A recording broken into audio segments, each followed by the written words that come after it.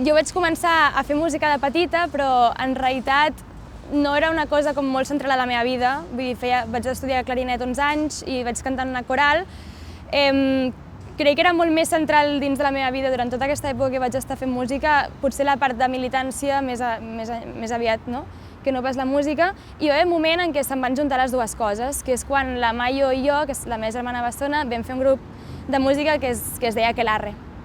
Llavors, en aquest grup de música el que fèiem era com una mena de divulgació d'un discurs feminista que en aquell moment ens adonàvem que a Catalunya no estava fent ningú. O sigui, hi havia un buit molt gran, que teníem referents de Madrid, no?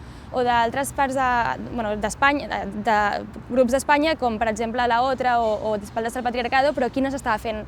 I llavors vam decidir posar-nos, i això, nosaltres teníem 13-14 anys en aquell moment.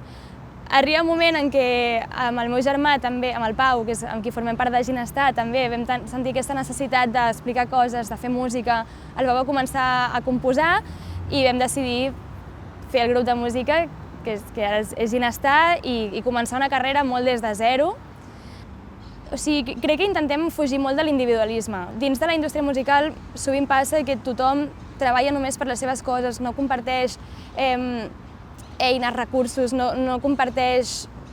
Poques vegades passa que músics composin junts que no sigui per fer una col·laboració, i crec que ara està començant a passar més. Nosaltres sempre hem apostat una mica per això, és impossible que puguis fer una cosa tu sol, no? Igual que el Pau i jo no tenim ni idea d'audiovisuals, no tenim ni idea de disseny gràfic, sempre hem de comptar amb altres persones i intentem que sigui des d'una cosa una mica més horitzontal.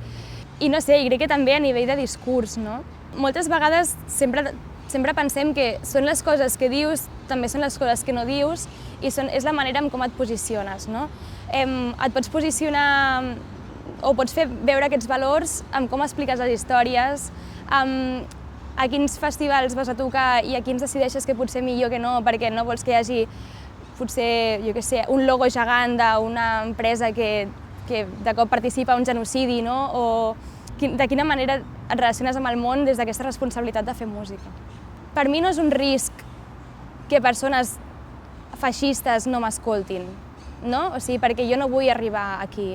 És a dir, també hem de veure fins on vols, o sigui, si vols arribar per sobre de tot o no. Si he de perdre audiència perquè el meu discurs és antifeixista, em sembla meravellós, perquè vol dir que aquestes persones que m'estan escoltant segurament van en contra dels meus valors i dels valors de la meva comunitat, no?